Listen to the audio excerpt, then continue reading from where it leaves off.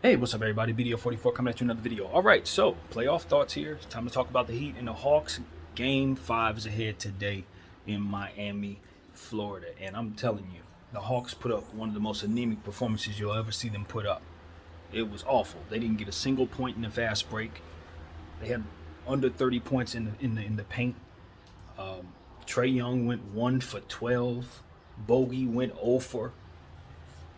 This was one of the worst performances the Hawks could have ever imagined for a pivotal game 4 where they had a chance to put themselves in a position to do well in this series. Instead, they're down 3-1 with their backs against the wall on the road in a hostile environment.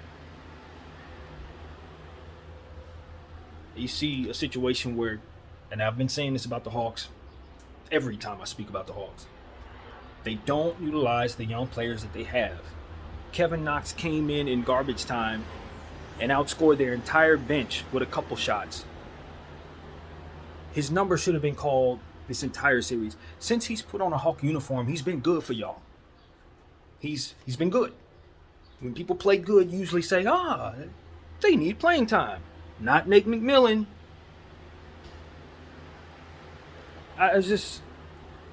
I mention Justin Johnson every time I talk about the Hawks. He got 4 minutes last night.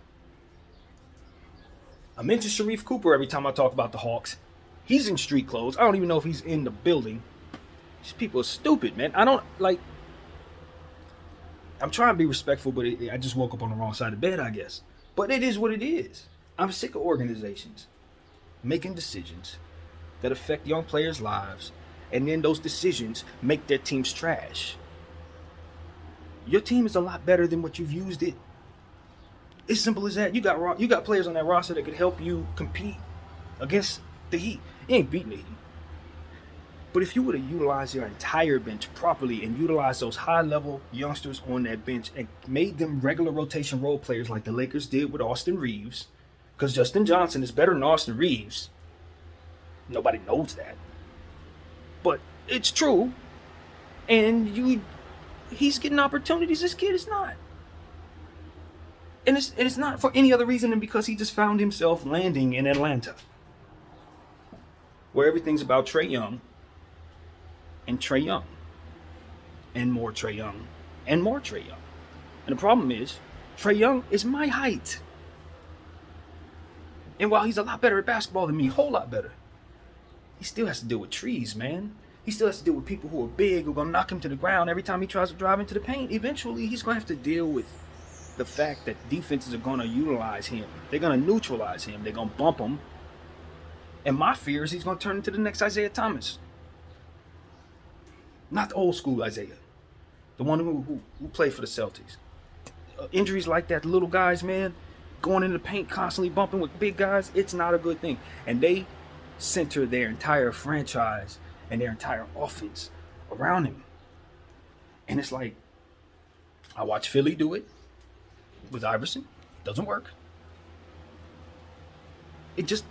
You can't do that. You need to be able to be multi-dimensional. I don't care if you have a one-man band mini guy.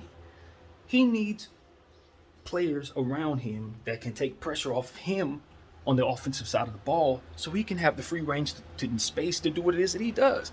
If you're constantly giving him the ball, constantly having him jack up early shot clock shots, which creates bad losing habits. They don't coach these superstars very well. That's what we're learning in these playoffs. A lot of these dudes we've been seeing for many years, they don't know how to close games. I don't think Trae has that problem, but that's not the point. I digress. The point is they don't properly surround these kids with the right things when they realize they have a lot of talent. They just put them out there, say, yo, he can play. Toss talent on the floor with him to some degree, whether it makes sense or not. And then just focus they center everything around him. And then the kids get injured. And they start getting funny about wanting to pay them. Stop centering everything around Trae Young. You have plenty of offensive talent, particularly offensive talent. Dude over there can give you a 30. Dude over there can give you 30. Dude over there can give you 30. That dude right there, he would average like 12 assists if he fully develops properly and plays his entire career. He's a gifted passer, this Sharif kid. And they don't even use him. You don't even see him. It's like, Hawks, I'm looking at y'all come out there in a playoff game and not get a single fast break point. And I know what you have on your bench. Kevin Knotts, I know he can get out in the open court. I've seen what he can do with a basketball. He can dunk, he can shoot. He's a bucket. And with enough coaching, he could turn into a defensive player too. He has the length. He has the body. That's where the league is. Can you imagine what they would do if they put Justin Johnson on the floor, him on the floor, Trae Young on the floor, who else they got long? Okongwu on the floor, Clint Capella on the floor. You know how big that lineup is? Do you have any idea how big that lineup is? I'm just... Because I know. Do you understand what I'm saying? Because I think about this stuff all day long, so I know what basketball should look like. I know what teams look like when they're good. Atlanta's good. They just don't know it. That's the bottom line.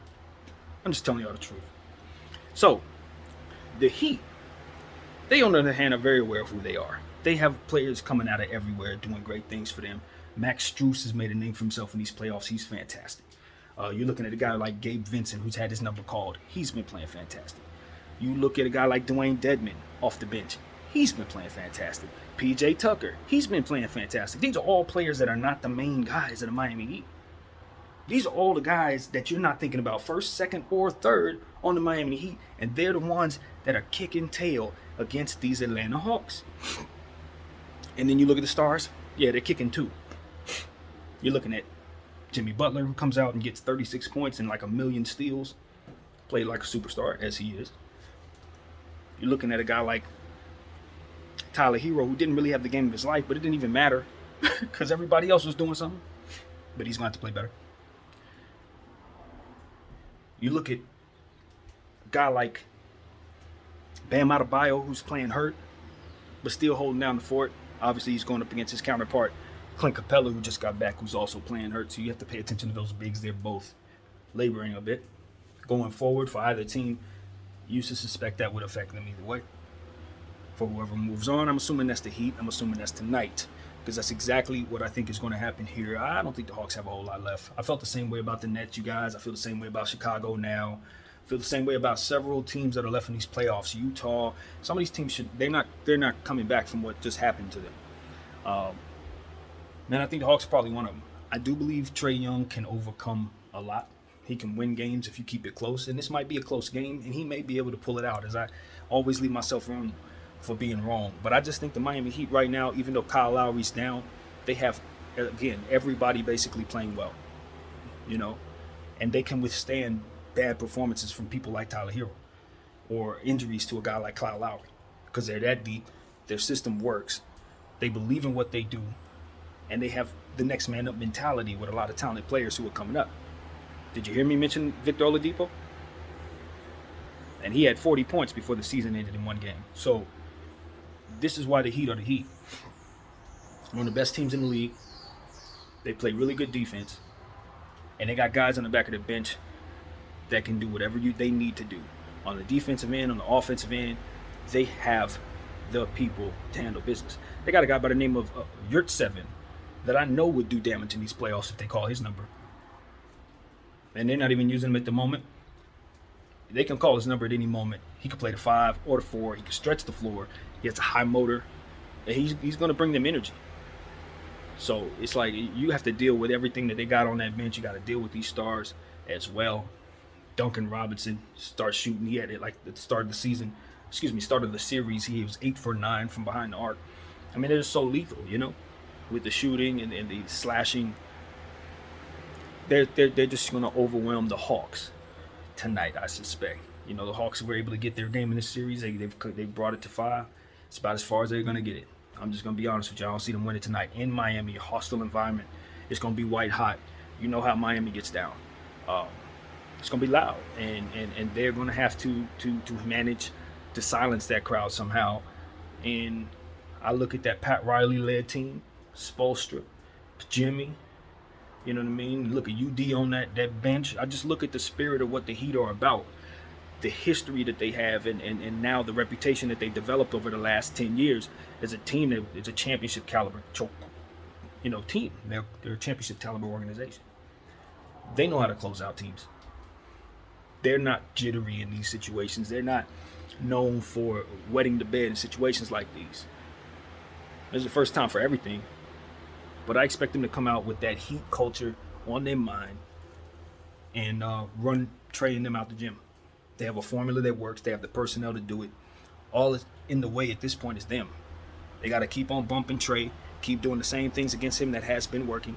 Bogdanovich is ice cold because he's trying to fight back from this injury. He probably should be sitting for him. They should be leaning on other guards more, but don't tell Nate that. He ain't going to hear it. And it is what it is. They're probably going to take advantage of that. Now, if he comes out hot, hey, that's a great thing.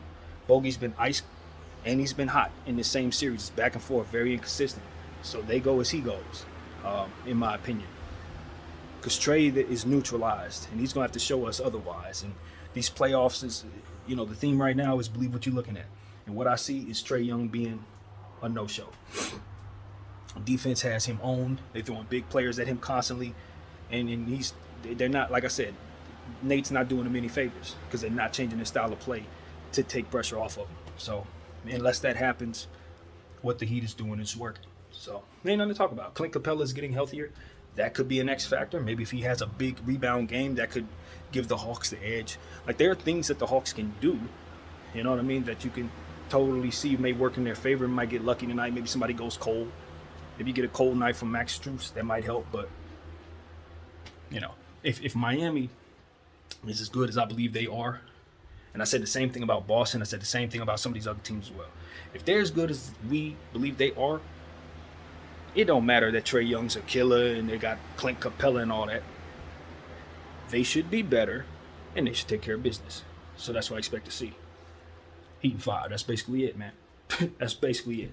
So, my name is BDL44. I thank you all for watching, and I'm out.